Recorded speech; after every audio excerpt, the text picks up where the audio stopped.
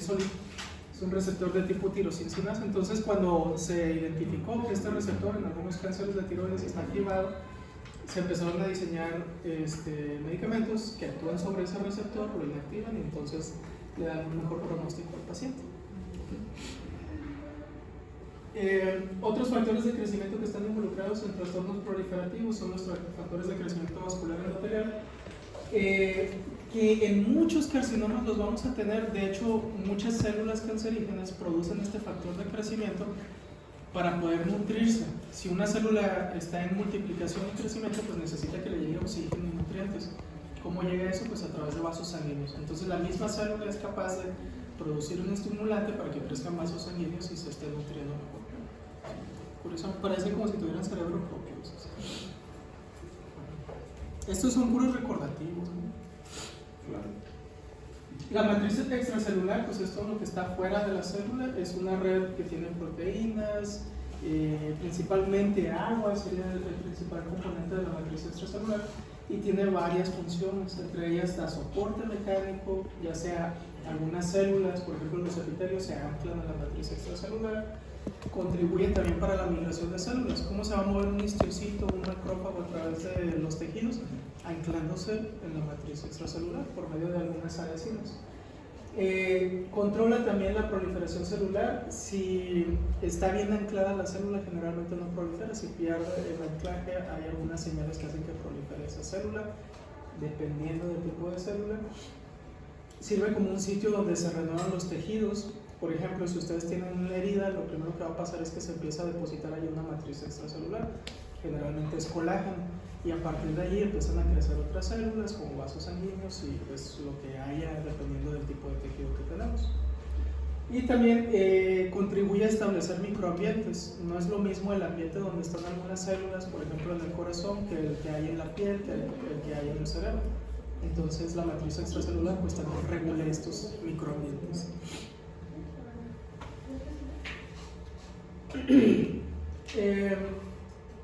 ¿Qué más podríamos decir de esto que no se acuerden que lo hayamos visto en esto?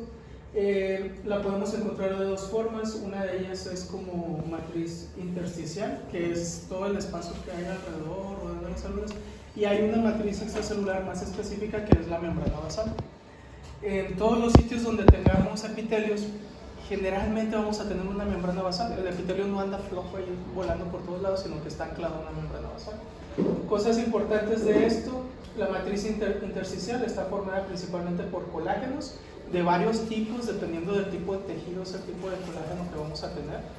Por ejemplo, en el hueso, pues principalmente es colágeno 1, igual que en la piel. En el cartílago aparece otro colágeno 2. En la membrana basal, principalmente uno de los principales componentes es colágeno, pero tipo 4. Y también está una proteína que se llama laminina, que sirve de anclaje para las células epiteliales. Otros componentes de la matriz extracelular son proteínas estructurales que ya dijimos, los colágenos, fibras elásticas. Luego también tenemos geles que están hidratados con agua, generalmente es el ácido hialurónico, que está muy de moda entre las señoras a partir de los 35 o 30. Y tenemos algunas glicoproteínas adhesivas que dependen también del sitio donde estemos y tienen el nombre. Por ejemplo, en los tejidos como la piel tenemos fibronectina, en el hueso es osteonectina, y así va cambiando dependiendo del tejido. Esto nada más es recordatorio, nuevamente les digo. De los colágenos se han identificado 30 tipos, pero los que son así como que más importantes es el colágeno 1, 2, el colágeno 3 y el colágeno 4, que es un colágeno no fibrilar. Cosas importantes: para que se puedan sintetizar la mayoría de los colágenos se necesita vitamina C. ¿Sí? Entonces vamos a ver que en algunas enfermedades hay deficiencia de estas vitaminas. De hecho, la gran mayoría de las vitaminas están involucradas en procesos muy específicos, y si hay una deficiencia, por ejemplo, de vitamina C, pues vamos a tener un desarrollo inadecuado del colágeno, una formación inadecuada, y entonces vienen enfermedades asociadas al colágeno, que luego más adelante vamos a ver que son muchas. Las fibras elásticas están compuestas de dos proteínas, una es fibrilina, la otra es elastina. Y pues también podemos ver que en algunas ocasiones cuando hay una alteración en su síntesis y hay una mala formación de fibras elásticas vamos a tener enfermedades. O si tenemos demasiada formación de fibras elásticas, eso también nos puede causar fibrosis. Entonces, tampoco es bueno mucho ni poco. ¿Qué otras cosas de esto? Es que realmente esto ya se lo sabe. Bueno, los geles que va a haber en la matriz extracelular, el principal componente es agua, ¿okay? Pero tenemos algunas proteínas que anclan o capturan esta agua. Entre ellos tenemos polisacáridos glicosaminoglicanos, que es creatinsulfato, condroitinsulfato, que es el que generalmente está en las articulaciones, que le da al cartílago esa capacidad de resistencia a los golpes. Cuando ustedes brincan, caen con su rodilla estirada y la mayoría, si son jóvenes, no están, me duele el hueso. Ya un viejito que va perdiendo el cartílago y la elasticidad de ese cartílago, brinca y le va a doler el hueso. O en algunas enfermedades degenerativas donde se va perdiendo el cartílago, pues el hueso le va a doler al paciente.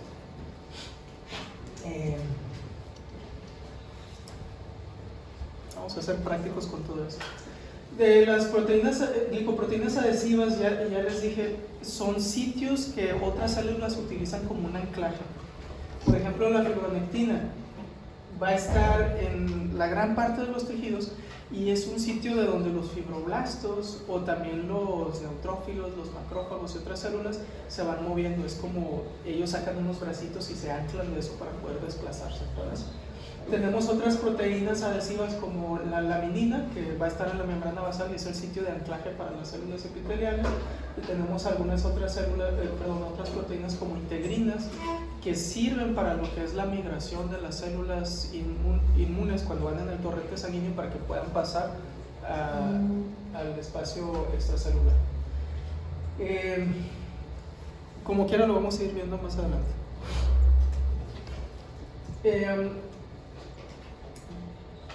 ¿En fisio ven acerca del ciclo celular, mitosis y eso? ¿No? O sea, nomás en embrio. Otra cosa que es importante entender para entender patología es el ciclo celular. Hay que saber que todas las células nacen, crecen, se multiplican y luego generalmente mueren, o en algún momento van a morir todas. Entonces, necesitamos este ciclo celular para el mantenimiento de una población celular, para el mantenimiento de los órganos. Hay algunos órganos que requieren renovación constante de sus células. ¿Cuál es el mejor ejemplo? La piel. Cada cierto tiempo estamos renovando nuestra piel y sigue creciendo y creciendo y creciendo y vamos descamando toda esa piel. Entonces, y la mayoría de los epitelios son los que se están renovando más constantemente. Hay otros tejidos que no tienen tanta renovación. Por ejemplo, el músculo o el sistema nervioso central, las neuronas, no tienen esa alta capacidad de renovación. Cosas que tenemos que tener en cuenta de esto: si tenemos células que están replicándose más constantemente, es más probable que vayan a sufrir un error en su replicación, entonces nos pueden dar alguna enfermedad, principalmente cáncer. ¿Cuáles son los cánceres más frecuentes? Los carcinomas, o sea, los tumores de epitelios. Cáncer de piel, cáncer gástrico, gran parte de los epitelios. En cambio, si buscamos nosotros un tumor de neuronas, si acaso existe uno o dos, y son muy raros que los vayamos a encontrar, ¿okay? O un tumor que sea del músculo cardíaco también, es muy poco frecuente que lo vayamos a tener. Existen, pero son muy poco frecuentes. Entonces, algo que tenemos que tener en cuenta nuevamente: si tenemos una célula que se está dividiendo rápidamente, constantemente, de manera normal, esa va a ser más propensa a errores y más propenso que nos vaya a dar algún cáncer. Es necesario, para que haya una adecuada proliferación, que haya una adecuada replicación del ADN. Si una célula se va a dividir, necesita hacer una copia de su ADN para la célula en la que se va a dividir. Entonces ahí podemos tener una gran cantidad de serie de errores que podemos presentar en esa división. Y bueno, todos los demás constituyentes, el citoesqueleto, organelos que van a ir hacia los lados, pues también necesitan una formación adecuada. ¿Una pregunta? ¿No? Probablemente sí les pregunte de estas cosas, entonces son recordatorios de esto, pero esto sí puede que venga en el examen. El ciclo celular consta de varias fases, entonces generalmente si una célula no se está dividiendo está en un ciclo que le vamos a llamar G0. ¿Okay? Puede que llegue algún estímulo que le diga, oye, necesitamos aumentar la población de células de tu tipo, y entonces la célula va a salir del G0 y entra a G1, que es una fase de crecimiento antes de la síntesis de ADN. Posteriormente, ya que creció la célula en tamaño, entra a lo que es la fase S, que es la duplicación o la síntesis de ADN, duplica sus cromosomas. De la fase S va a pasar a la fase G2, ¿sí? Que es otra fase de crecimiento, pero premitótico. Y finalmente, ya que cumplió la fase G2, entra a la fase de mitosis, donde tenemos la profase, metafase, anafase y telofase, que son las fases generales de la mitosis. Y entonces la última parte, en la telofase, pues se da lugar a lo que es la división, o la mitosis ya finalizada, que es la división celular. Vamos a hablar de algunas de las cosas que hay. Cuando la célula está entrando en cada una de estas fases, tenemos que tener en mente que no es un proceso descontrolado, no es como que una célula diga, me voy a dividir y se divide, sino que hay sistemas de calidad, podríamos decir, que están en la célula que se tienen que cumplir, hay como un checklist, y entonces las proteínas que se encargan de vigilar estos sistemas de calidad van, ¿ya se replicó el ADN? Sí, bueno, vamos a checar que el ADN esté bien hecho, o sea que la copia se haya hecho correctamente. Hay errores, entonces esta célula no se puede dividir, la vamos a dejar en stand-by, en pausa, y vamos a ver si se pueden corregir los errores. Si se corrigen, entonces adelante con el ciclo celular. Si no se pueden corregir estos errores, esa célula va a desaparecer, se tiene que morir. ¿Okay? Y en cada una de las fases tenemos estos checkpoints o sitios de control para que haya una adecuada replicación de la célula. Principales puntos de control, hay un punto de control importante que es de la fase G1 a la fase S. ¿Okay? Es el primer punto de control importante que tenemos. ¿Qué ocurre en esta fase G1 a la fase S? El punto de control se encarga de monitorear que el ADN que tiene la célula esté íntegro. Entonces es una revisión de que el ADN de esa célula está correcto y que entonces cuando se haga una copia no va a venir con errores de origen. ¿Okay? Otro punto de control importante es cuando la célula pasa de la fase G2, donde ya se hizo la replicación del ADN, hacia la fase M. En este punto de control también se revisa el ADN, pero la revisión es en la copia, a ver si la copia está bien hecha. ¿Okay? En cada uno de esos puntos de control, si hay alguna irregularidad en el ADN, entonces se para el ciclo celular, se intenta hacer la reparación, y si no se puede reparar, o sea, si el daño es muy severo, la célula va a entrar en apoptosis, que le llamamos a eso también muerte celular programada, que lo vamos a ver más adelante. ¿Okay? La mayoría de estos puntos de control son vigilados por una sola proteína, que es P53. P53 también es conocido como el vigilante del genoma, ¿sí? O el guardián del genoma. Más adelante vamos a ver que inclusive en tumores, si P53 está mutado, esto ya se salió de control. Le va a ir mal al paciente generalmente con mutaciones de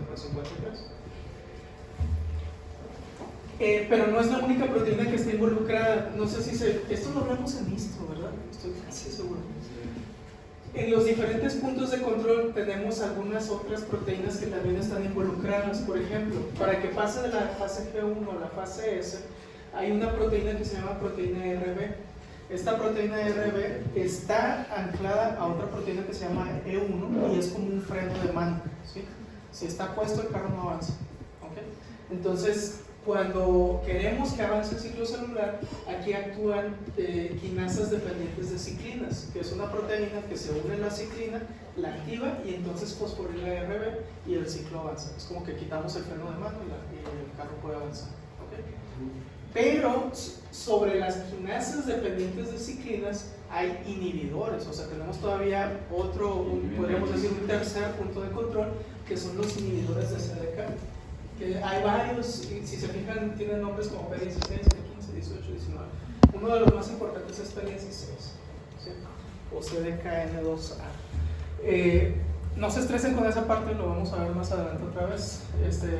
Solamente lo que está en el texto es lo que les podría llegar a preguntar probablemente. ¿Okay? O sea, los puntos de control, los dos más importantes.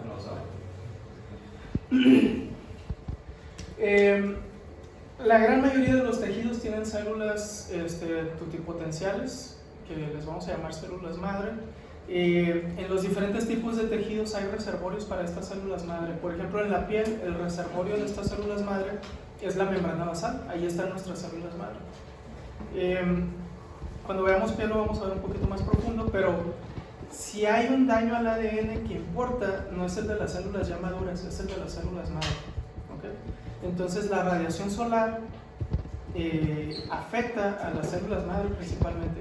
Los melanocitos que producen la melanina, ¿a quienes creen que les reparten esa melanina? ¿Es a los queratinocitos que están arriba o las células basales? A las células basales, porque son las que, digamos, importan. ¿Okay? Tenemos otros nichos. No, dependiendo de la persona. Ya ven que hay diferentes tonos de piel. En el semestre pasado vimos con el doctor que es más probable que el cáncer de piel a una persona que no se solea que a una persona que se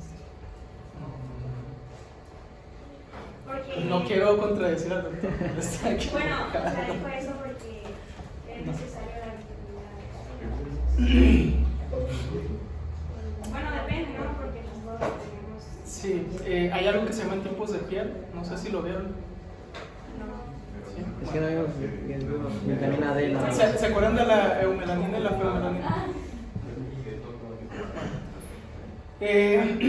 Si tienen un tipo de piel muy blanco, por ejemplo los pelirrojos, tienen un alto riesgo de cáncer de piel. Producen una melanina insuficiente. Y luego el resto de tipos de piel que producen eumelanina generalmente, hay varios tipos dependiendo de la cantidad de melanina que se produce. No sé si se acuerdan de eso, pero tenemos la misma cantidad de melanocitos, ya sea que yo sea de piel negra o de piel blanca. ¿Sí? Es la misma cantidad de melanocitos. La diferencia es la cantidad de melanina que produces. ¿Sí? Entonces, es que está muy debatible eso que dijo el doctor. Porque no es lo mismo que yo salga y me solea 10 minutos a que una persona de piel más oscura salga y se solea 10 minutos. ¿Sí? Si yo salgo al mediodía y estoy media hora en el sol, aumento mucho mi riesgo de cáncer de piel, sobre todo si no estoy usando bloqueador solar. Una persona de piel oscura puede salir y estar media hora en el sol y la melanina lo protegió. ¿Sí? Entonces, depende mucho. Yo sintetizo más eficientemente vitamina D por mi color de piel, podríamos decir. Alguien de piel más oscura necesita más tiempo para sintetizar la misma cantidad. Es como un paraguas que nos protege. Otros lugares donde hay nichos para células madre es, por ejemplo, en el hígado, en los canales de Henry. Allí tenemos células madre para el hígado, y es por eso que si te quitan la mitad de tu hígado se puede regenerar hasta cierto punto. No se regenera al 100% y vuelves a tener un hígado y cada cierto tiempo te puedes quitar hígado, no es así, pero sí se regenera hasta cierto espacio. Otro sitio muy importante donde tenemos células madre es la médula ósea. Ahí están las células madre potenciales para todo tipo de células sanguíneas que hay, y en algunas ocasiones hasta se puede retroceder a esa célula madre para que sea totipotencial para otros tejidos. Propiedades importantes de las células madre: tienen la capacidad de autorrenovación. ¿Qué quiere decir? Una célula madre puede producir a más células madre. A eso también le llamamos división simétrica.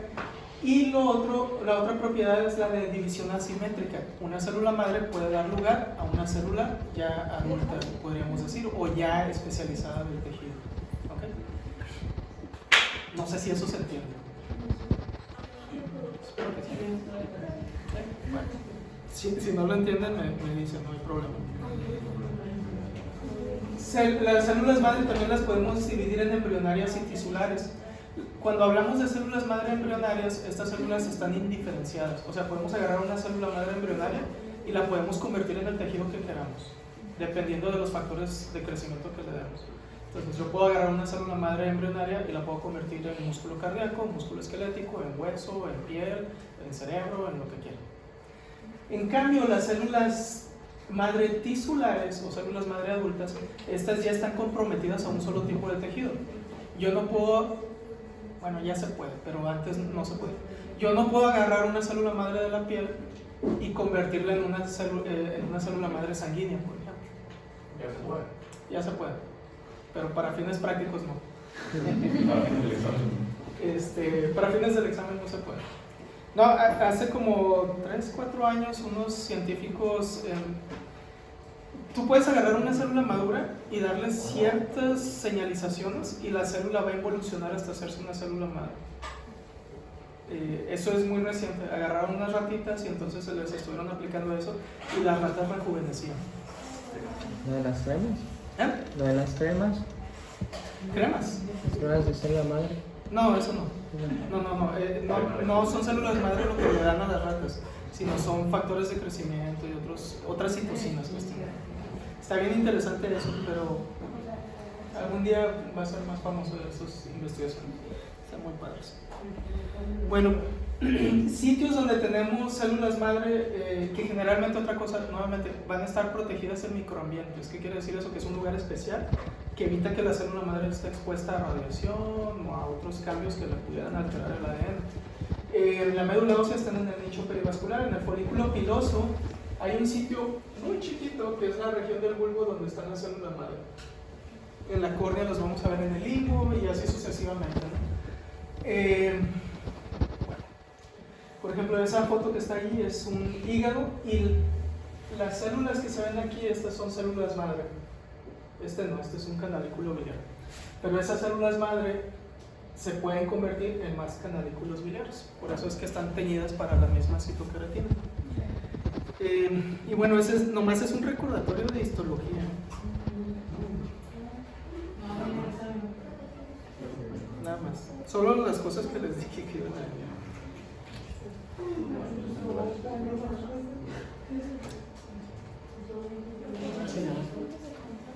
Entonces ahora sí vamos a pasar a temas ya más complejos, que son lesión celular, muerte celular y adaptación. Para poder comprender las enfermedades hay un ciclo de características que tenemos que aprender de esa enfermedad en específico.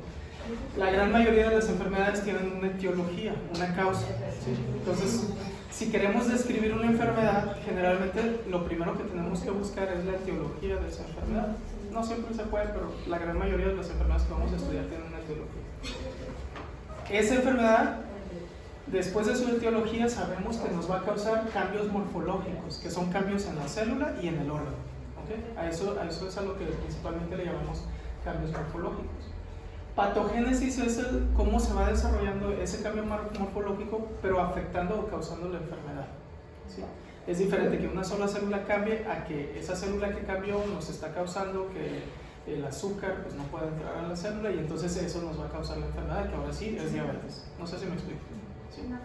Entonces, no es lo mismo el cambio que está sufriendo la célula que cómo se va a ir desarrollando la enfermedad a partir de ese cambio celular. Y esa sería la patogénesis. Entonces, si yo les pregunto cuál es la etiología de, no sé, no se me ocurre ninguna enfermedad ahorita. Bueno, del dengue, pues es un virus, ¿no? Por ejemplo. Ok, ¿qué cambios morfológicos causa? No, pues afecta a las plaquetas, las infecta. Y luego, ¿cuál es la patogénesis de la enfermedad, del dengue?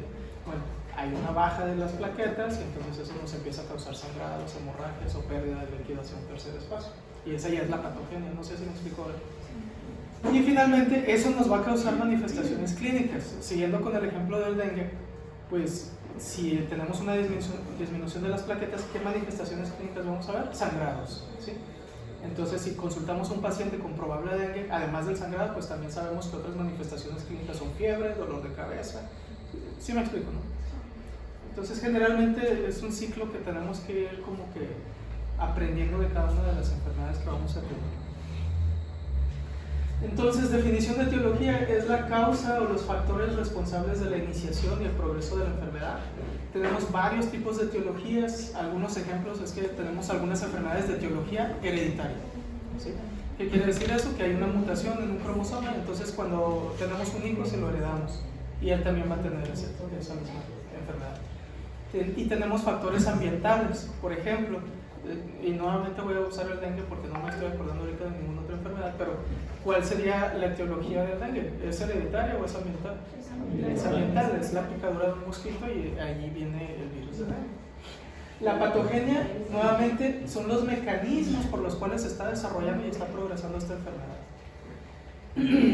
En otras palabras, si quisiéramos definirlo, lo podemos definir con preguntas. La etiología contesta una pregunta que es ¿por qué se origina o por qué inicia una enfermedad? ¿Y qué es la patogenia? Bueno, la explicación de cómo se desarrolla esa enfermedad. ¿Sí se entiende, no? Si podemos nosotros definir la etiología y la patogenia de una enfermedad, ya todo lo demás está bien fácil. Entre comillas, digamos. Debería estar fácil. ¿Por qué? Porque si podemos definir la etiología y la patogenia, entendemos la enfermedad. Si entendemos la enfermedad, podemos desarrollar tratamientos. Y si entendemos la enfermedad, podemos desarrollar medidas de prevención. Vamos a usar otra vez el dengue porque no se me viene nada más a la mente. Sabemos cuál es la etiología del dengue y sabemos cuál es la patogenia. ¿Okay? Entonces, si sabemos cuál es la etiología, podemos prevenir. ¿Cómo prevenimos? Controlando el crecimiento de poblaciones de mosquitos, no favoreciendo la proliferación de mosquitos. Esa es la mejor manera de prevenirlo. Y los tratamientos, si ya sabemos cómo es la patogenia, pues entonces sabemos cómo vamos a tratar al paciente. Si sabemos que se mueren por pérdida de plaquetas, pues monitoreamos las plaquetas para ver que no disminuyan mucho. Si bajan mucho, les damos un paquete de plaquetario para que no vaya a sangrar. Sabemos que hay fuga de líquido hacia otros espacios, entonces si vemos que el paciente está perdiendo líquido, pues le vamos a dar más líquido para que su volumen sanguíneo permanezca. No sé si me explico. Entonces ya, si ustedes pueden definir etiología y patogenia de las enfermedades, ya tienen casi todo resuelto, por así decirlo, ¿no? Hay muchas enfermedades que son difíciles de tratar. Pero eso es lo que más nos va a ayudar. Si no sabemos cuál es la etiología de una enfermedad, de una patogenia, como cuando empezó el COVID y no sabían nada, y entonces empezaban a dar terapias así a ver qué es lo que sirve porque no podemos definir cuál es la patogenia de la enfermedad, pues muchos pacientes van falleciendo. Conforme se sigue estudiando, pues dices, bueno, hay un daño al endotelio, entonces tengo que cuidar el endotelio, etc. Y se va desarrollando un mejor tratamiento y ya no se muere tanta gente como al inicio. ¿Sí me explico? Otros aspectos importantes que tenemos que entender son cambios morfológicos y las manifestaciones clínicas. ¿Qué son los cambios morfológicos? Son alteraciones en la estructura de la célula o el órgano. ¿Okay? Puede haber cambios morfológicos celulares y si hay cambios morfológicos celulares, va a haber cambios morfológicos en el órgano. ¿Okay? Por ejemplo, en pacientes con diabetes, un cambio morfológico celular en diabetes mellitus tipo 2 es que las células beta van desapareciendo poco a poco. Y un cambio morfológico ya del órgano o del tejido es que vamos a ver que el páncreas se va a ir atrofiando poco a poco. ¿Okay? Son cambios morfológicos. Manifestaciones clínicas son el resultado final de estos cambios que ha tenido el paciente por el desarrollo de su enfermedad. Pueden ser cambios genéticos, cambios bioquímicos, cambios estructurales. Y por ejemplo, un paciente con diabetes, manifestaciones clínicas, pues tiene muchísimas, ¿sí? Dependiendo de qué órgano estemos hablando. Otra cosa importante es que estas manifestaciones clínicas las podemos dividir en signos y síntomas. ¿Cuál es la diferencia entre signos y síntomas? Los signos los podemos ver y los síntomas los refiere el paciente. ¿Okay? Nosotros no podemos ver realmente un dolor de cabeza, una cefalea, pero el paciente va a decir, me duele la cabeza, es un síntoma. ¿Okay? Signos, pues existen muchísimos, son los que nosotros estamos viendo. Si tiene desviación de un ojo hacia un lado, ese es un signo. Si está lagrimeando ese ojo también, ¿sí? Entonces, esos son signos. Y finalmente tenemos que entender que todas las enfermedades tienen un curso clínico. O sea, sabemos que si el paciente se infecta de sífilis, pues va a empezar con un chancro, o sea, unas úlceras en sus genitales. Luego se va a curar aunque no le demos tratamiento, luego después de unos meses va a recaer y si no le damos tratamiento tampoco, dentro de unos años él va a entrar en una demencia y se puede llegar a morir con una sífilis terciaria. Ese es el curso clínico normal, ¿sí? Y el desenlace del paciente pues fue la muerte. ¿Okay? Hay otros cursos clínicos que no son tan fatales, sino que el desenlace es la pérdida del órgano y el paciente todavía alcanza a vivir. Por ejemplo, en diabetes, un curso clínico, si tiene necrosis en un pie por una mala circulación, pues el desenlace es que lo van a amputar. ¿Ok? Todas las formas de enfermedad, todas, comienzan con alteraciones moleculares o estructurales de las células. Eso es otra cosa que tenemos que entender. ¿Sí? Es un punto muy importante. Bueno, todas las células de nuestro cuerpo están constantemente sometidas a estrés o a estímulos que pueden llegar a estresar a la célula. Este estrés puede ser incluso psicológico, iba a decir que no, pero sí. Puede ser estrés psicológico del que estamos expuestos generalmente, pero generalmente cuando hablamos de estrés a nivel celular son mecanismos que están dañando a la célula, ¿sí? Que le están sometiendo a un daño, y ese daño podríamos decir es un estrés que está sufriendo la célula. ¿Okay? Entonces, cuando tenemos una célula que no está en estrés, decimos que es una célula normal o que está en una homeostasis, ¿okay? Está en un equilibrio, está bien.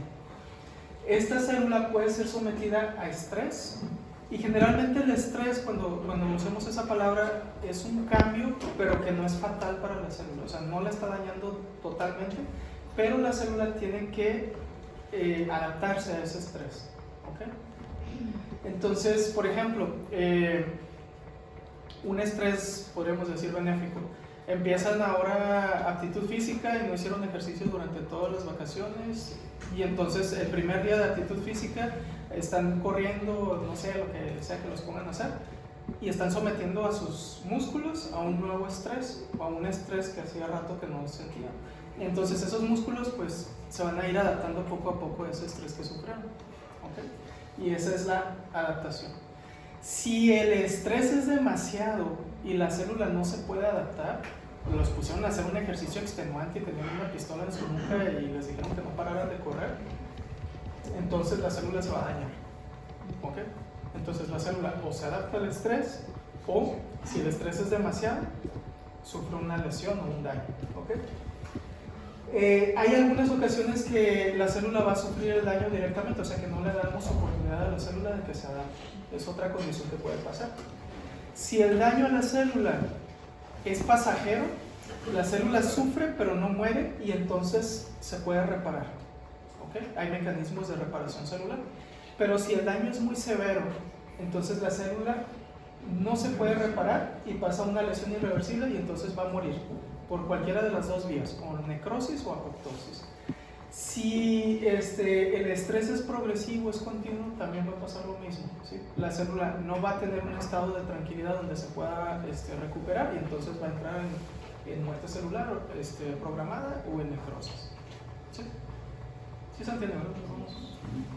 ¿Esto ya lo vieron? Okay. Algunas de las condiciones que nos pueden causar estrés o daño celular, una muy importante es la hipoxia. ¿Sí? O sea, la falta de oxígeno le causa estrés a la célula. ¿Okay? Y hay varias formas de que causemos hipoxia a una célula. No sé, algún ejemplo que tengan. Si ahorcamos a alguien, le estamos causando una hipoxia. Intoxicación por cianuro causa, a pesar de que la persona está respirando, tiene hipoxia celular porque no está pudiendo entrar ese oxígeno a la mitocondria. Agentes físicos pueden causar lesiones celulares, ya sea una quemadura química o una quemadura de este tipo. Un traumatismo es un agente físico que está causando estrés a cierto grupo de células. Agentes químicos que actúen en el metabolismo de la célula también le van a causar estrés. Algunas veces estos pueden venir combinados. Agentes físicos que pueden ser patógenos, por ejemplo, pueden llegar a causar estrés también.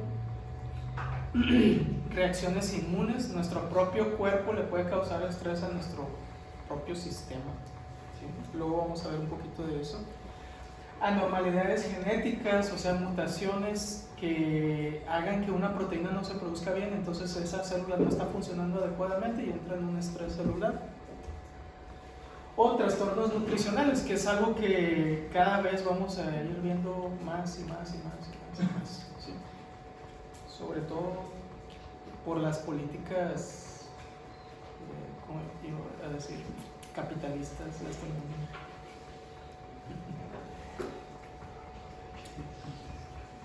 Bueno, Vamos a hablar un poquito de daño celular y reversible y muerte celular. Ya dijimos, si una célula es sometida a estrés, pero este estrés no es intenso, la célula se puede llegar a adaptar si le damos el tiempo suficiente. Pero si lo sometemos a un estrés que sobrepasa las capacidades de adaptación de la célula, entonces lo vamos a llevar a una lesión.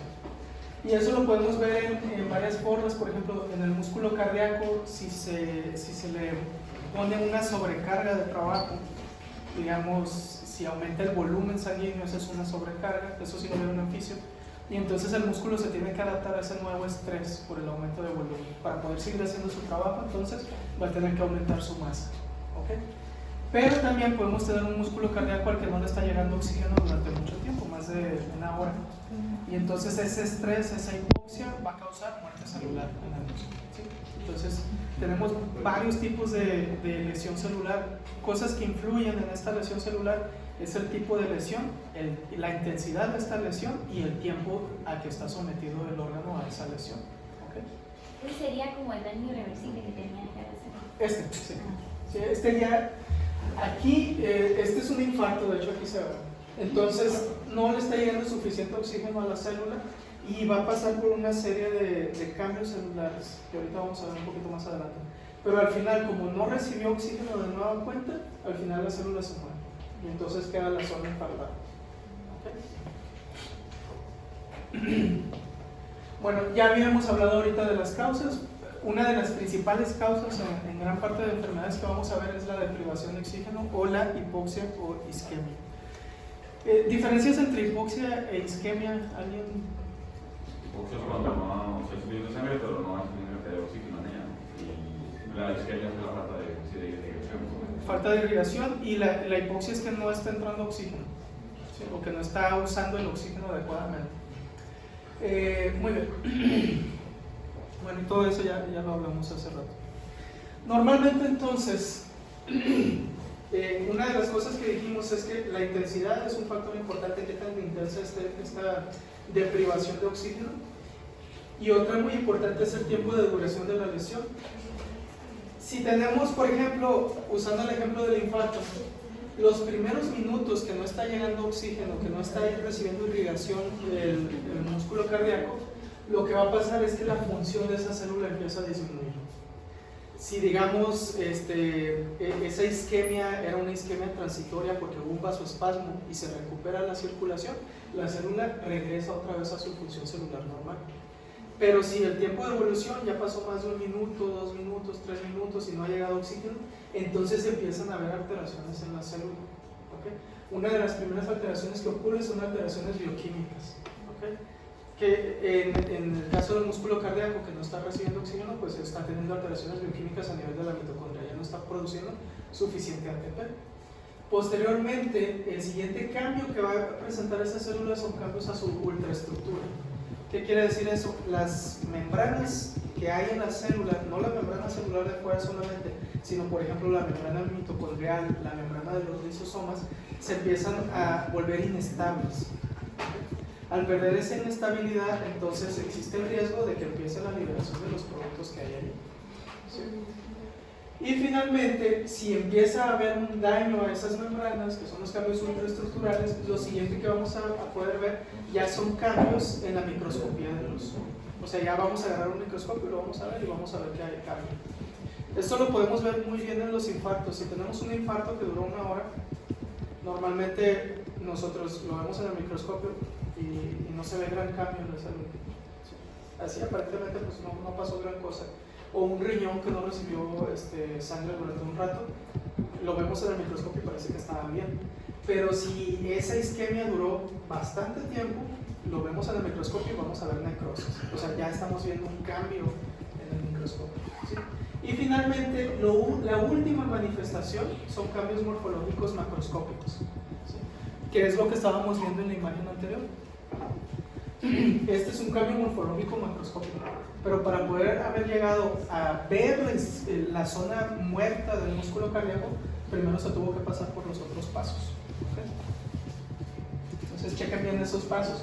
¿Cuál es el primero? Pérdida de la función celular, después hay alteraciones bioquímicas, luego cambios a la ultraestructura, luego cambios que pueden ser observados en el microscopio y finalmente cambios morfológicos macroscópicos. Conceptos importantes que creo que ustedes ya lo tienen bien definido y que bueno, son necrosis y apoptosis. ¿Okay? ¿Cuál es la diferencia entre necrosis y apoptosis? Necrosis por factores externos. Necrosis por factores externos, ¿no? De que virus. Ok, y apoptosis. Ok. Y por ejemplo, cuando un queratinocito recibe mucha radiación y entra en apoptosis, ¿qué fue lo que pasó ahí? No, fue un factor externo. Okay. La apoptosis no libera los contenidos que tiene, como citocinas de desarrollo, y la necrosis sí, y causa inflamación. Exactamente. La palabra clave aquí es inflamación. En la necrosis vamos a tener inflamación, en la apoptosis no hay inflamación normalmente. Es una muerte celular programada o controlada. Porque sí puede haber factores externos que nos causen necrosis o nos pueden causar apoptosis, ¿sí? O factores internos que nos causen necrosis. Ahí eso no es una diferencia, pero sí la inflamación. Normalmente si una célula entra en apoptosis se muere, llegan los macrófagos, lo fagocitan, pero no van a llegar neutrófilos y no se va a activar una respuesta inflamatoria. En cambio, si hay necrosis, sí se activa una respuesta inflamatoria. ¿Por qué pasa esto? Cuando una célula progresa a necrosis, las membranas internas se rompen. Y no sé si se acuerdan, pero en la clase del miércoles o no, martes, dijimos que en los lisosomas hay enzimas que son capaces de destruir todo, por ejemplo. O en la mitocondria se producen radicales o especies reactivas de oxígeno.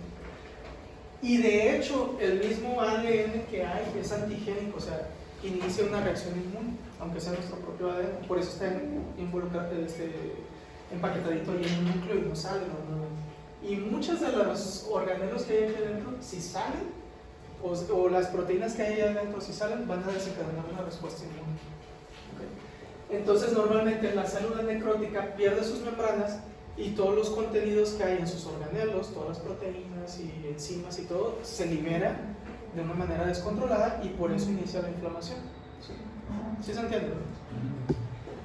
Diferencia con la apoptosis. Está bien padre la definición de muerte celular programada. Es como una fábrica que estaba funcionando, pero resulta que, no sé, quebró. Y entonces dicen, no, pues ya quebró, pero pues vamos a vender para poder sacar lo que podamos de él.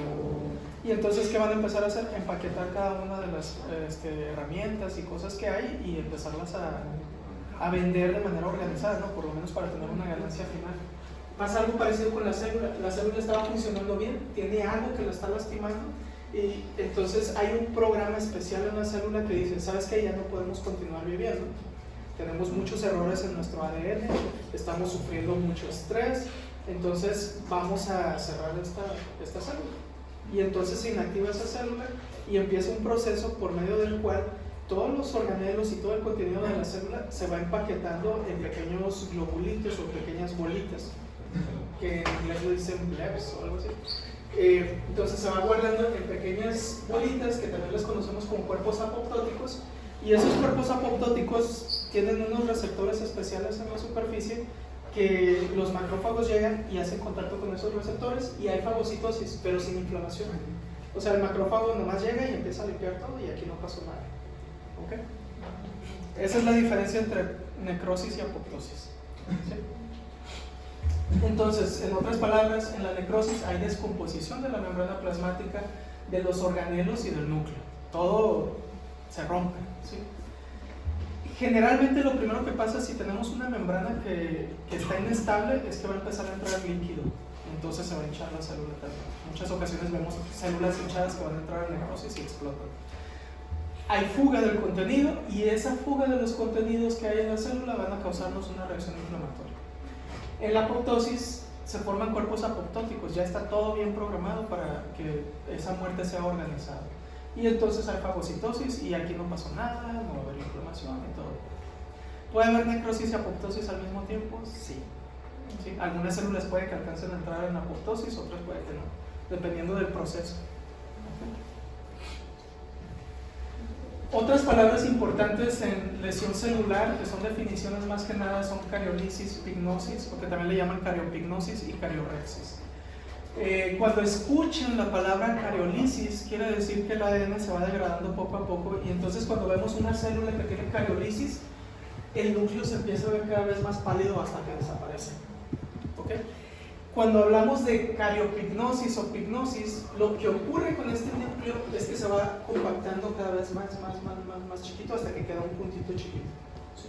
Y es más fácil destruir eso que el núcleo que estaba todo grande. Y cariorexis es la fragmentación de este núcleo. Todos estos van a llevar a muerte celular.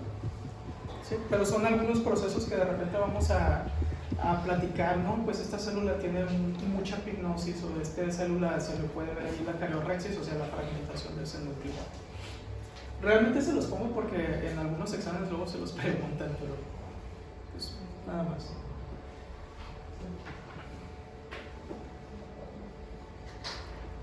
Okay. Muy bien.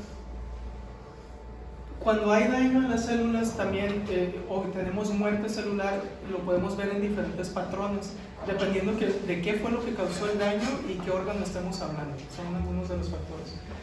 Cuando decimos necrosis coagulativa, generalmente esta se presenta por isquemia, y generalmente en la necrosis coagulativa la célula murió, pero si nosotros lo vemos, la estructura todavía se ve.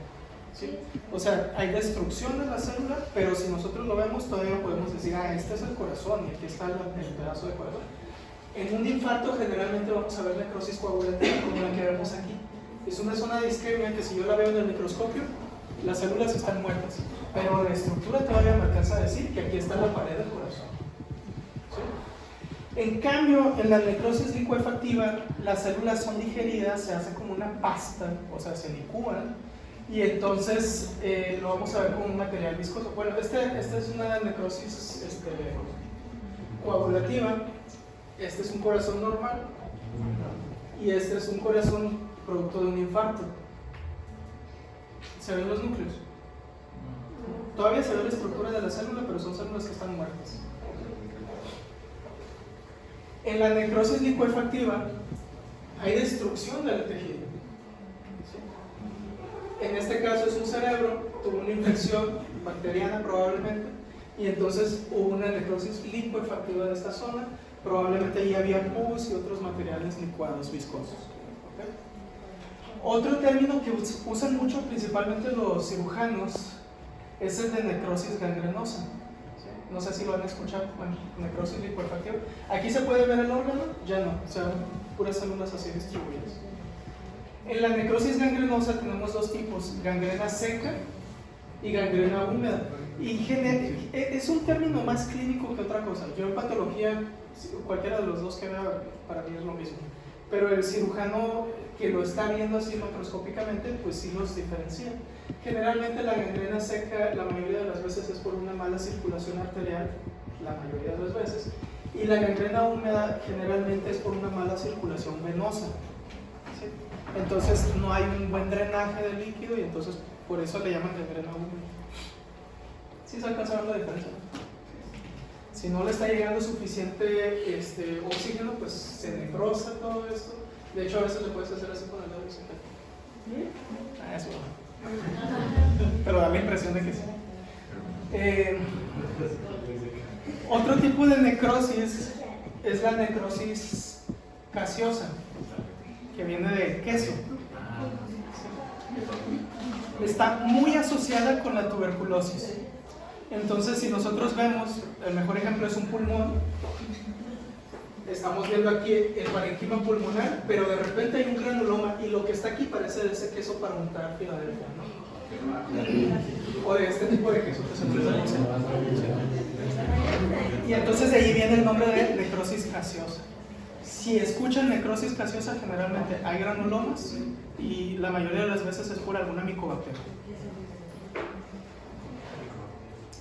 Otro tipo de necrosis que podemos encontrar es la necrosis grasa. Les voy a preguntar de todas estas, ¿eh? Por eso. ¿Sí? La necrosis grasa generalmente se da cuando enzimas son liberadas y entonces emulsifican las grasas que hay en la célula. Todas las células, el componente principal de la membrana celular son grasas. Entonces, ¿qué pasa si se libera una enzima que licúa esas grasas? Se saponifica esa grasa, se hace como un jaboncito. Y es lo mismo que pasa en la necrosis grasa. El principal sitio que sufre necrosis grasa es el páncreas, porque tiene lipasas, y entonces si hay un daño que libera estas lipasas, el mismo páncreas se daña a sí mismo y a la grasa que está a su alrededor. Y entonces, no sé si se alcanza a ver bien aquí, pero este es páncreas, esta parte está normal, esta es la necrosis grasa. ¿Sí? Y tiene varios puntitos ahí. Si ustedes pasan la mano, se siente como jaboncito así con un poquito de agua. Y si lo vemos en el microscopio, pues está todo destruido, apenas se alcanzan a ver las membranas celulares de algunos adipocitos. ¿Sí? Y finalmente la necrosis fibrinoide, esa se trata más de vasos sanguíneos que están liberando mucha fibrina, y entonces tenemos un infiltrado inflamatorio que está causando necrosis, y la liberación de fibrina que estaba en la circulación es lo que podemos ver aquí en este color rojo. ¿Sí? Sabemos que esa es una necrosis fibrinoide. Si la llegamos a ver, pues podemos decir casi que se trata de algún tipo de vasculitis, que es generalmente donde se van a presentar. ¿Hasta aquí alguna pregunta?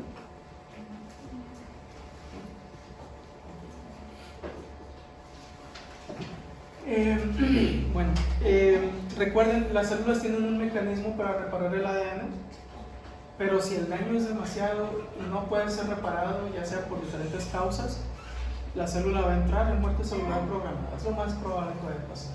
Entonces es un tipo de suicidio donde la célula dice: yo ya no sirvo, podemos decir está deprimida, nadie la apoya, y entonces decide hacerse la autosuicidación. Eso sería la apoptosis. Hay varios tipos de causas de apoptosis, que las vamos a dividir en dos, que son causas fisiológicas y causas patológicas. Si escuchamos causa fisiológica de apoptosis, quiere decir que es un proceso normal, que necesitamos, de hecho. Causas patológicas es que está asociado a alguna enfermedad. ¿Okay? Ejemplos de causas fisiológicas.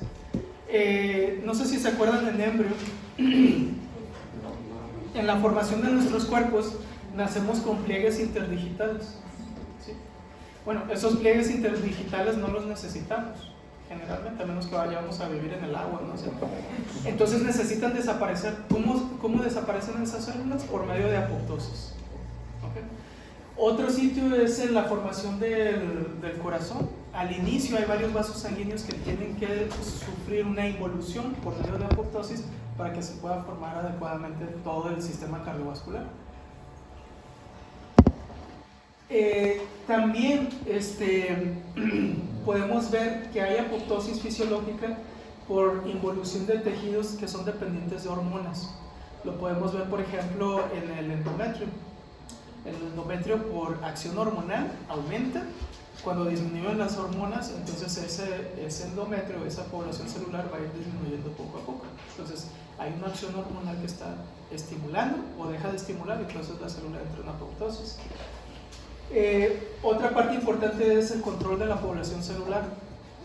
Cuando está en formación el feto o el bebito, tiene muchísimas neuronas. Ahora, tener muchas neuronas no es bueno tampoco. Se necesita una cantidad específica, podríamos decir, de neuronas. Si hay de más, entonces vamos a tener problemas con ese niño y puede entrar en convulsiones y otras cosas.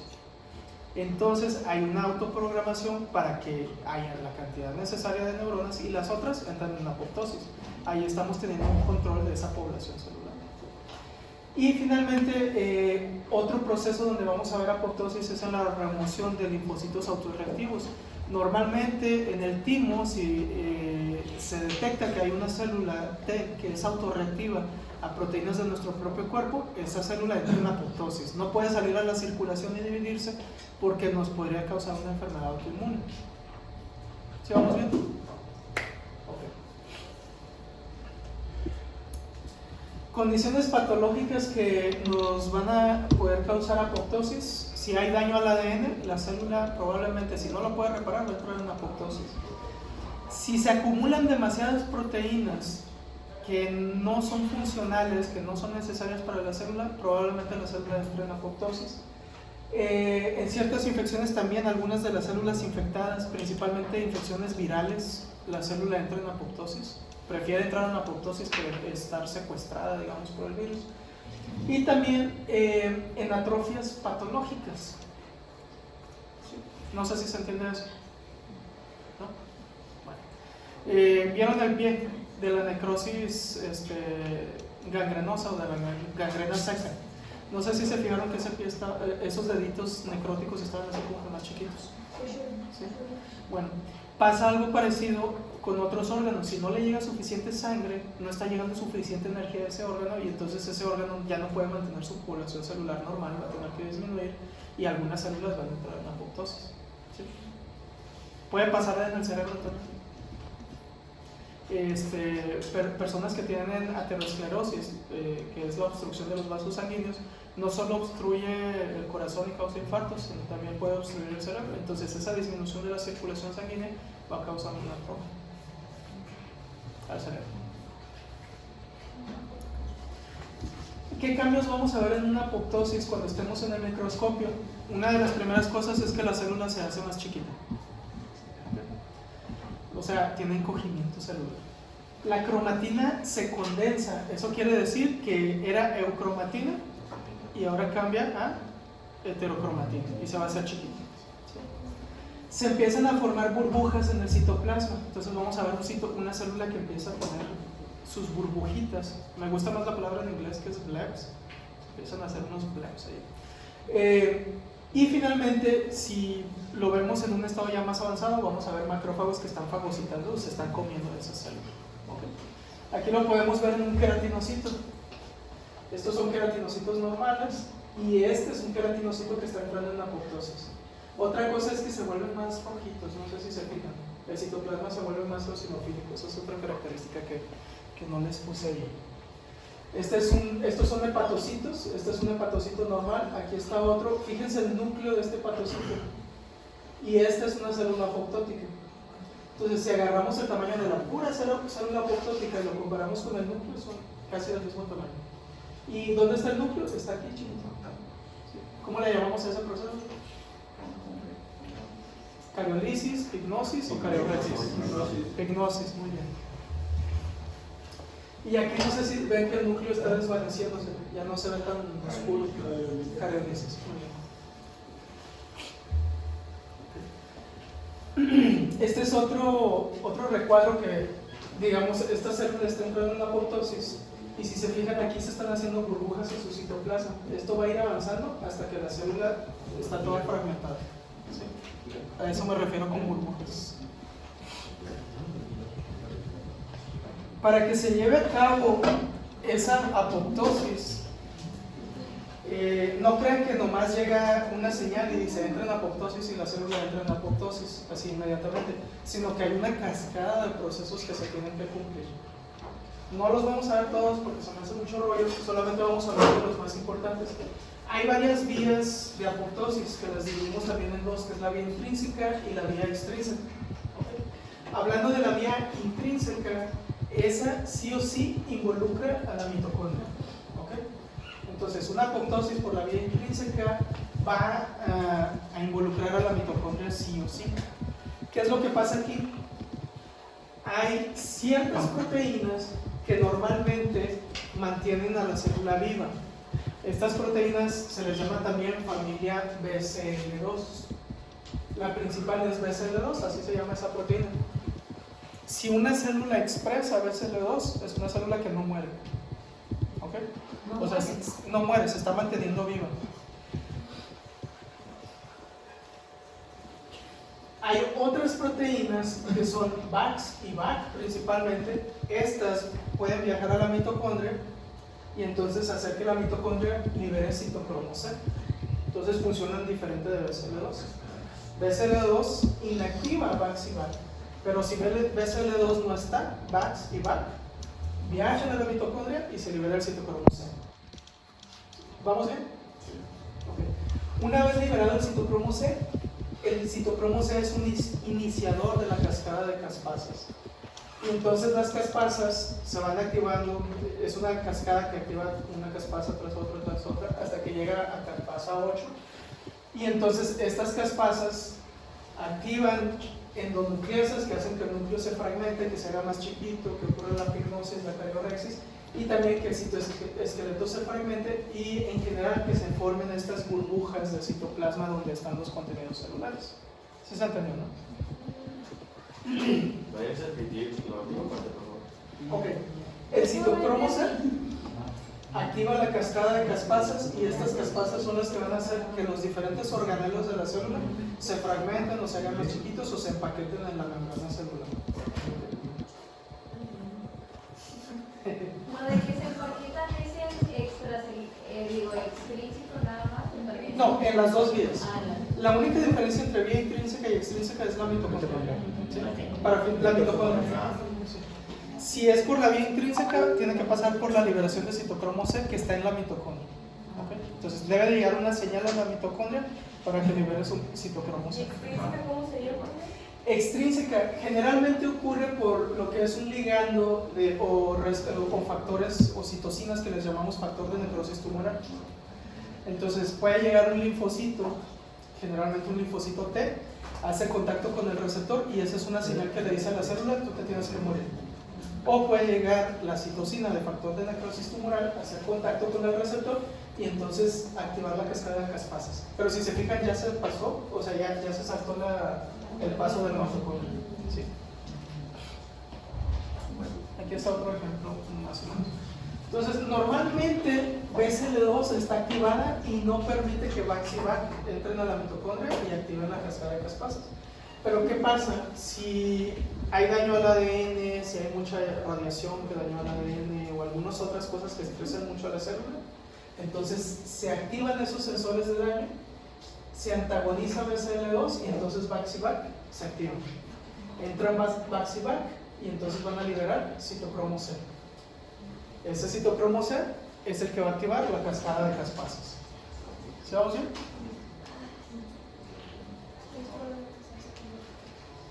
La vía extrínseca es diferente. Tenemos un dominio de muerte programada y entonces si algo hace contacto ahí, que puede ser un receptor del linfocito o una citocina como el factor de necrosis tumoral, se activa la vía también. Y al final las dos terminan en lo mismo, en apoptosis. ¿Okay? ¿Más o menos? Esto es lo mismo pero con otros dibujitos, pero básicamente es la misma cosa. Y esto es lo mismo también.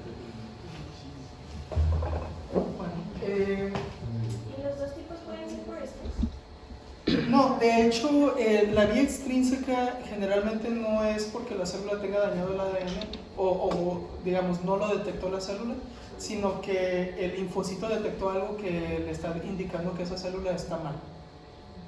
Por ejemplo, la célula puede tener una infección viral, entonces no hay realmente un daño al ADN, pero llega el linfocito y le dice: ah, tú estás infectada, no sé si se acuerdan de eso, y la hace que se muera. ¿Sí? Es a través de estas señales. La extrínseca es cuando ya si hay un daño en el ADN, entonces... La intrínseca. La extrínseca es la del linfocito o de la ¿Cuál es la que citocina. avisa que algo está mal? La intrínseca. La intrínseca se da cuenta de que hay un daño al ADN, se activan ciertas La señales. extrínseca es porque está... Pues la extrínseca es porque puede haber cualquier otra cosa que le esté afectando a la salud. Puede ser una infección, puede ser un tumor, que ahí pues sí hay daño al ADN, pero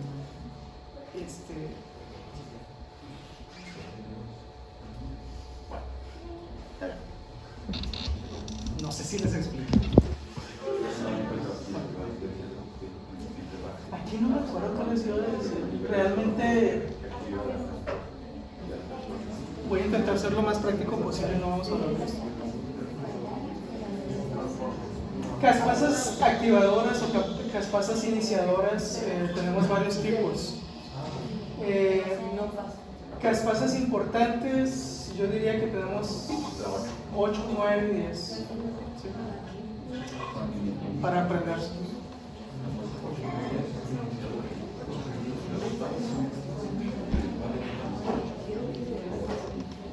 Y acuérdense las vías, yo creo que con eso. Entonces las vías también es importante para la vía extensiva.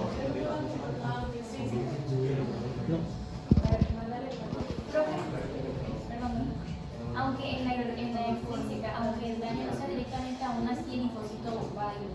Sí, es que no necesariamente es un daño al ADN. Por ejemplo, si está secuestrado por un virus, no necesariamente hay daño al ADN, pero hay algo que está afectando a esa célula y entonces el linfocito decide que se muere. Si es una célula tumoral, pues ya tiene muchísimo daño al ADN, pero muchas veces el sistema intrínseco ya no está funcionando, por eso es que la célula no ha muerto. Hay un ejemplo que es el linfoma de Burkitt, por ejemplo. En el linfoma de Burkitt, los linfocitos tienen activación de BCL2. O sea, está activado y no lo puedes inactivar. Y entonces la célula se divide y es inmortal porque no hay señales que la maten, ¿sí? Entonces ahí la vía intrínseca ya no funciona y por eso esa célula presenta mutaciones y no le afectan. Otros tipos de muerte celular programada que se hablan en los libros, que realmente es casi lo mismo, es necroptosis, que es difícil de explicar todavía. Yo creo que alguien nomás se la quiso inventar para decir que descubrió algo. La piroptosis, que es una apoptosis que está acompañada de liberación de interleucina 1 por parte de las células y esto causa fiebre. Y la ferroptosis, que es cuando hay niveles excesivos de hierro y entonces se sobrepasa un mecanismo de protección contra los radicales libres y entonces la célula entra en muerte celular programada, pero es por niveles excesivos de hierro. ¿Esas cuál es lo más importante o la más frecuente? La necroptosis. Voy a ser sincero, con que se aprendan apoptosis y necrosis. Con eso me doy por servido. Sí, pero sí se les voy a preguntar a estas universidades. Pero realmente nunca voy a ver a algún médico hablando de, sí, tengo una necroptosis.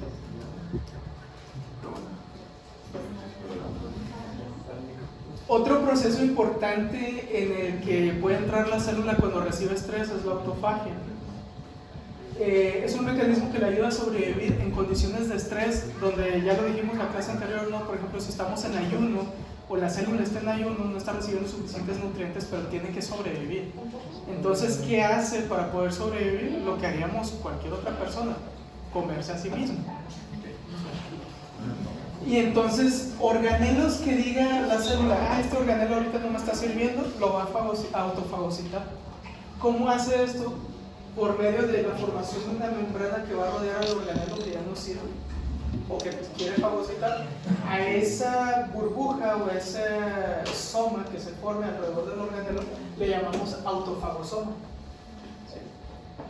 Ese autofagosoma se tiene que fusionar con un lisosoma para poder destruir los contenidos que hay adentro. ¿Okay? Y entonces ese es el proceso de autofagia. Aquí lo estamos viendo, aquí hay algunos organelos que hay que fagocitar. Entonces se empieza a formar una membrana alrededor de esos organelos hasta que finalmente tenemos el fagosoma o autofagosoma. Y entonces ese autofagosoma se tiene que unir con un lisosoma. Una vez que se unen, las enzimas que hay en el lisosoma van a destruir totalmente las proteínas y todo lo demás que haya en los organelos.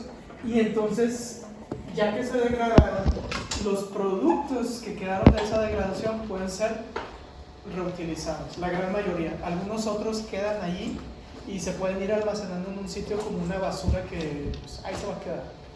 Que más adelante creo que vamos a hablar un poquito de ella. Factores que pueden inducir a una célula autofagia: envejecimiento, estrés, algunas enfermedades. Lo que se ha visto es que no toda autofagia es mala, y era lo que estábamos hablando en la clase anterior. Si se hace un ayuno consciente de 1 o 2 días, se puede inducir una autofagia que hace que haya una rejuvenización celular, podríamos decir. Entonces se consumen las proteínas que están viejas de nuestro cuerpo y se tienen que producir proteínas nuevas. Es una de las cosas que ahorita está así muy de moda, promover el ayuno. Se habla también del ayuno intermitente, nomás que ese generalmente no te ayuda mucho a la autofagia. Tiene que ser un ayuno así un poquito más prolongado. Pero bueno, sí, por si a alguien le interesa, estudien de eso. Medicina de estilo de vida. es la medicina del futuro. Entonces, las clases que les da el doctor Murillo o las cosas que él maneja son muy importantes y van a ser muy importantes a futuro. Sí. No las vayan a menospreciar. ¿Cómo vamos? ¿Sí aguantan todavía un poquito? No. Bueno, 15 minutitos más.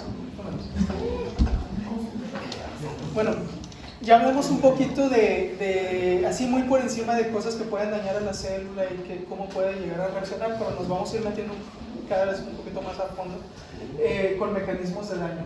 Ya dijimos, la respuesta de la célula depende de la naturaleza, la duración y qué tan intenso es el daño que está sufriendo. Ese es un concepto que hay que tener mucho en mente. Las consecuencias de ese daño dependen del tipo de célula, el estado en el que está esa célula y la capacidad de adaptación de la célula. Por ejemplo, una célula que es altamente adaptativa a condiciones de estrés son los fibroblastos. Podemos dejar una hora un fibroblasto sin oxígeno y el fibroblasto dice, pues voy a descansar. Y ya cuando vuelve el oxígeno, ya hay oxígeno, ok, me voy a poner a trabajar otra vez. No le afecta tanto. En cambio, una neurona, tú la privas de oxígeno unos cuantos segundos y está sufriendo y se muere. ¿Sí? Entonces, una neurona tiene una capacidad de adaptación muy baja. ¿Sí? Requiere sí o sí oxígeno. Hay varios mecanismos por los que una célula puede recibir una lesión o puede tener un daño. ¿Sí? Si la mitocondria la dañamos, esa célula va a sufrir.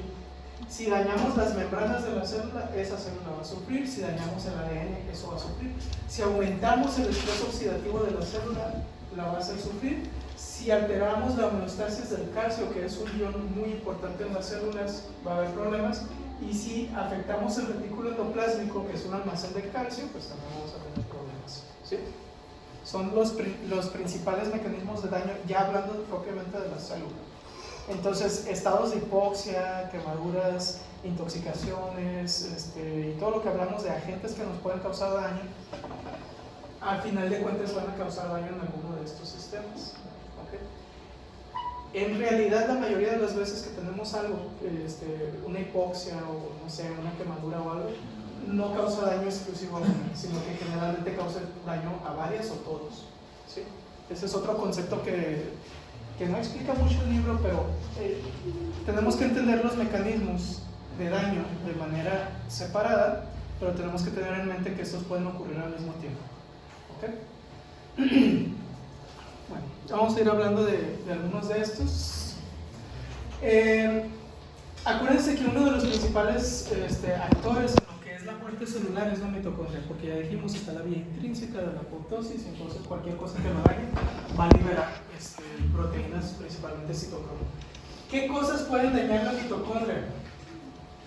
Perdón, ¿qué consecuencias vamos a tener del daño a la mitocondria? Disculpen. Disminución del ATP. Sabemos que la mitocondria produce ATP. Si se daña, no vamos a tener suficiente ATP. Otra cosa que vamos a tener es que aumentan los radicales libres de oxígeno. Y esos radicales son muy reactivos y van a dañar el resto de la célula. Y aumentan proteínas proapoptóticas y disminuyen proteínas antiapoptóticas. O sea, lo que dijimos de VAX, VAC y citocromosa. Esas son las principales consecuencias de que se dañe la mitocondria. Cosas que pueden dañar una mitocondria. Uno de los más importantes, disminución del aporte de oxígeno. La mitocondria es la que respira. De hecho, los pulmones están hechos para las mitocondrias, nada más. De cada una de las células del cuerpo. Esa es una de las cosas que yo digo de que... Bueno, cosas en evolución, no sé si han visto de que dicen que evolutivamente la mitocondria viene de una bacteria que se fusionó a una célula y entonces hicieron simbiosis y a partir de ahí ya vivieron juntos para siempre. Pero entonces, ¿por qué se desarrolló todo un sistema de pulmones para alimentar a una pequeña bacteria? No sé si me explico. Entonces, cualquiera de estos, si hay disminución de oxígeno, si hay alguna toxina que dañe, por ejemplo el cianuro, daña directamente ciertos mecanismos de transporte mitocondrial, o radiación que daña la mitocondria, entonces la mitocondria disminuye su producción de ATP, que ya dijimos, aumenta su producción de radicales de oxígeno, y esto va a causar varias anormalidades. Si no tenemos ATP, los transportadores que hay en las membranas para meter sodio, para sacar sodio y meter potasio, ya no va a servir. Y tenemos otros transportadores importantes en la célula. Otras funciones de transporte, fagocitosis y todo lo que requiere energía ya no se va a poder hacer en la célula. Entonces vamos a tener daño. La producción de los radicales de oxígeno también va a causar anormalidades porque dijimos, estos radicales son muy reactivos y entonces nomás hacen contacto con una membrana y la destruyen. ¿Okay? Entonces la liberación y el aumento de estos va a dañar a la célula y finalmente va a entrar en necrosis la célula. Otra forma de que la mitocondria esté involucrada en daño celular es por lo que ya habíamos hablado. Si disminuyen las señales de supervivencia celular, o sea, los factores de crecimiento, si hay daño al ADN o hay daño a proteínas y se detecta ese daño, la misma célula entra en muerte celular programada y va a pasar a una apoptosis. ¿Hasta aquí vamos bien? Espero que sí se entienda, se me hace que nomás hablo y hablo. Bueno, como repaso otra vez, principales causas de disminución de ATP. La más importante, que disminuya el aporte de oxígeno. ¿Okay? Otra causa importante, que disminuya el aporte de nutrientes. Necesitamos glucosa, ¿no? A final de cuentas, para iniciar la producción de ATP. Entonces, si disminuyen los nutrientes, disminuye el ATP. Y finalmente, por acción de toxinas. El mejor ejemplo es el cianuro. Inhibe una bomba que se llama cadena transportadora de electrones, y entonces no se puede llevar a cabo el ciclo de Krebs si inhibimos esa y se interfiere con toda la respiración celular. ¿Qué consecuencias vamos a tener? Ya las dijimos también, disminuye la actividad de las bombas de sodio, potasio, ATPase. Si disminuye esa actividad, empieza a entrar sodio a la célula porque hay mayor concentración de sodio fuera de la célula que dentro, y empieza a salir potasio porque hay más potasio dentro de la célula que afuera. Y entonces eso también contribuye al aumento de la osmolaridad celular, y entonces la célula, lo que dijimos hace rato, se hincha. Aumenta la glucogenólisis y la glucólisis, que son otras vías para producir energía porque el de la mitocondria ya no está sirviendo, pero eso aumenta el ácido láctico y disminuye el pH intracelular. ¿Qué consecuencia que no viene allí tendría la disminución del pH intracelular? Las enzimas se empiezan a activar encima, ¿no? Exactamente. Las enzimas que están en los lisosomas dijimos que se activan en un pH ácido. Entonces, si disminuye el pH, esas enzimas se van a activar. Y entonces van a destruir lo que está ahí adentro. Y finalmente, pues si no tenemos ATP, que es lo necesario para la síntesis de proteínas, pues se reduce la síntesis de proteínas en la célula. ¿Ok? Se me hace que ya lo están sufriendo mucho. Algunos tienen cara así que ya. Esperamos que. Esta diapo y otra ya. Bueno, otro mecanismo de daño celular son defectos en la membrana que pueden ser causados por daño mitocondrial. No sé si vamos conectando todo. Pueden ocurrir al mismo tiempo, como les había dicho. En la apoptosis es donde no tenemos daño a la membrana. De hecho, las membranas se forman para hacer las burbujas, pero la necrosis sí. En otras palabras, los defectos en la permeabilidad de la membrana es un proceso exclusivo de la necrosis. Mecanismos que pueden dañar a la membrana: la acción de los radicales de oxígeno. Ya lo dijimos, son altamente reactivos, entonces hacen contacto con las membranas y las destruyen por medio de un proceso que se llama peroxidación.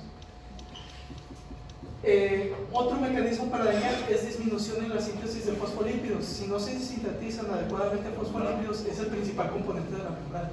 Entonces se va a perder esa estabilidad. Si se aumenta la degradación de fosfolípidos también, ¿por qué podría ser, además de radicales de oxígeno, otra cosa que puede degradar los fosfolípidos? Las fosfolipasas que están en el lisosoma. Entonces se liberan fosfolipasas y van a destruir la membrana. Y anormalidades del citoesqueleto que pueden ser desencadenadas por proteosomas. Acuérdense que la membrana está anclada al citoesqueleto. Entonces, si se empiezan a soltar proteínas de anclaje del citoesqueleto, esa membrana se vuelve inestable, ¿okay? Y entonces va a ser más permeable. ¿Qué pasa si la membrana es permeable? La célula se va a hinchar, ¿okay? Entonces, otro lugar donde tenemos membrana es en la mitocondria. Disminuye la producción de ATP. Si se fijan, todo esto está conectado. Si se daña la membrana plasmática, se pierde la osmolaridad, que ya lo dijimos, la célula se hincha. ¿Okay? Y si se daña la membrana de los lisosomas, se liberan las enzimas lisosomales. Entonces, todo va de la mano. Entonces, por un daño en la mitocondria, luego se puede dañar la membrana y eso daña a los otros organelos y al final hay necrosis. ¿Okay? ¿Qué ocurre con el daño al ADN? Nuevamente, el daño al ADN, si no es muy grave o si es grave, de cualquiera de las dos formas, va a activar al protector del ADN, que es la proteína P53. ¿Okay? El vigilante, o no sé cómo quieran llamar. ¿Qué puntos de control regula? Nuevamente, la fase G1 a la fase S, la fase G2 a la fase M.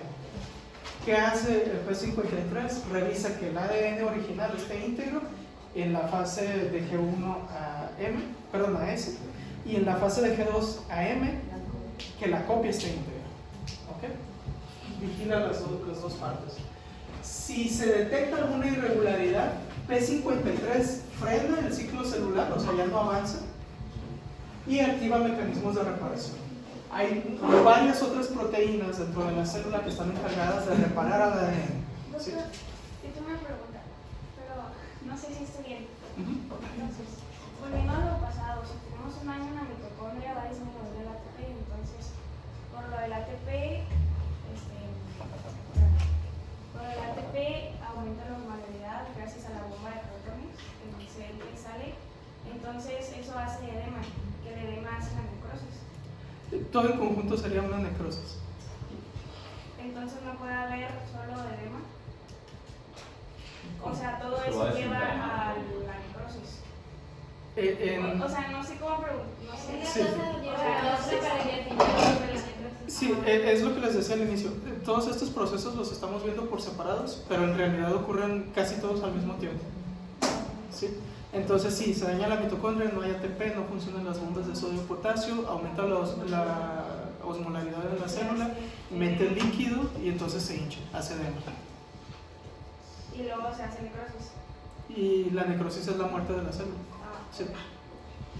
Pero también al mismo tiempo otras membranas están siendo rotas, por ejemplo las de los lisosomas, y se liberan las enzimas y eso causa más daño. Todo va en conjunto para que la célula se muera. Bueno, entonces cuando se detecta daño se tienen que activar mecanismos de reparación. Hay varias proteínas de reparación del ADN. Ahorita no las voy a nombrar porque las vamos a ver cuando veamos cáncer, pero ahorita nomás tengan en mente que hay proteínas que se encargan de reparar el ADN. Si el ADN no se puede reparar adecuadamente, si todavía sigue teniendo errores o si el daño al ADN es muy severo, entonces P53 activa otras vías que hacen que la célula entre en apoptosis. ¿Ok? Entonces P53 es un vigilante de allí de todos los procesos de cuidado del ADN. Si el daño no es muy severo, la célula puede seguir con sus funciones, pero no se puede reparar ese daño, entonces entra en un estado no replicativo, que también P53 hace eso. ¿Qué quiere decir eso? Bueno, la célula está dañada, pero todavía funciona un poquito, entonces no la voy a hacer que entre en apoptosis, va a seguir funcionando, pero ya no se puede dividir. ¿Sí me explico? Y esos son los principales mecanismos que tiene P53 para cuidar el ADN. Algo que tenemos que tener en mente: la célula generalmente prefiere morir que sobrevivir con un ADN alterado. Este ADN alterado tiene el potencial de inducir una transformación maligna. No tengo exactamente el dato porque yo olvido las cifras muy fácilmente, no tengo muy buena memoria, pero se dice que constantemente nuestros cuerpos nuestras células están en división. Entonces la probabilidad de tener cáncer, podríamos decirlo así, es muy alta en cada uno de nosotros, porque cada minuto, cada segundo que pasa tenemos varias células que tienen un daño al ADN. Pero estos mecanismos de reparación hacen que no desarrollemos el cáncer. Inclusive podemos tener ahorita, hoy, alguno de ustedes o yo más probablemente, una sola célula que sea tumoral ya en nuestro cuerpo, pero hay mecanismos que destruyen la célula y ya ese cáncer ya no progresó. Entonces está muy bien cuidado este sistema de homeostasis celular para que no vaya a haber errores. Por eso es que los ancianos, que ya los sistemas ya no son tan efectivos, ya no funcionan tan bien, son los que desarrollan generalmente más fácilmente cáncer. Si buscamos una estadística, ¿quiénes tienen más cáncer, los niños o los ancianos? Los ancianos, porque estos sistemas de vigilancia empiezan a fallar poco a poco. ¿Ok? Y bueno, no sé si tienen alguna otra pregunta. ¿El P53 jugaría como parte de la vía explícita o...? Si se activa P53 para la apoptosis, activa la vía intrínseca, porque va a mandar señales a la mitocondria para que libere